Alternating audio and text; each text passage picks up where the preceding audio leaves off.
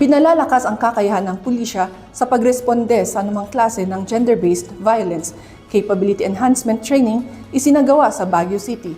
Report, hatid ni PIA SLU intern Andrea Visperas. Ngayong Women's Month, inilunsad ng Baguio City Police Office katuwang ang iba't ibang ahensya na pumuprotekta sa karapatan ng mga bata at kababaihan. Ang Capability Enhancement Training na ito ay para mas mapabilis at maayos ang proseso ng investigasyon sa mga kaso ng gender-based violence.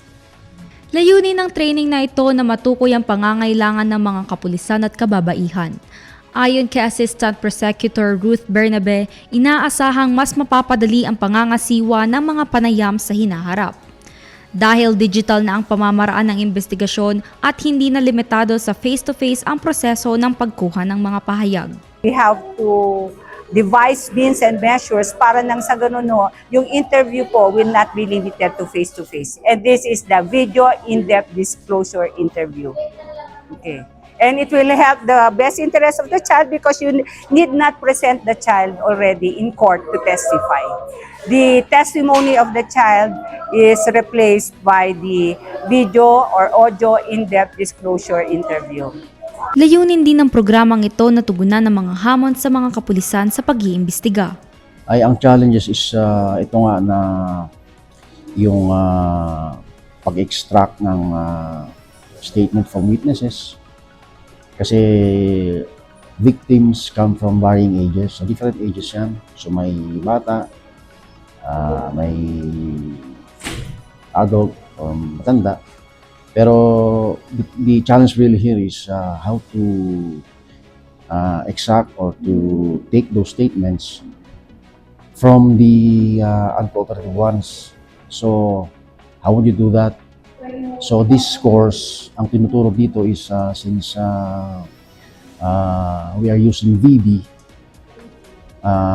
in view of the yung pangkaraniwan na method, which is the question and answer affidavit form, ay mas mapadali. Hinihikayat naman ni Marie Chris Melchor ang sinumang makakaranas ng gender-based violence na lumapit at magsumbong sa Women's and Children Protection Desk. At sa public po, wag po kayo mag-hesitate to report any types of violence po. Pausin natin kasi 24/7 po ang atin sa pulisan at ini-encourage po namin kayo na tingnan niyo po yung aming platform sa aming Facebook. Yan po. Nandun po yung present po doon yung ating mga contact numbers in case po na may mga ganitong incident.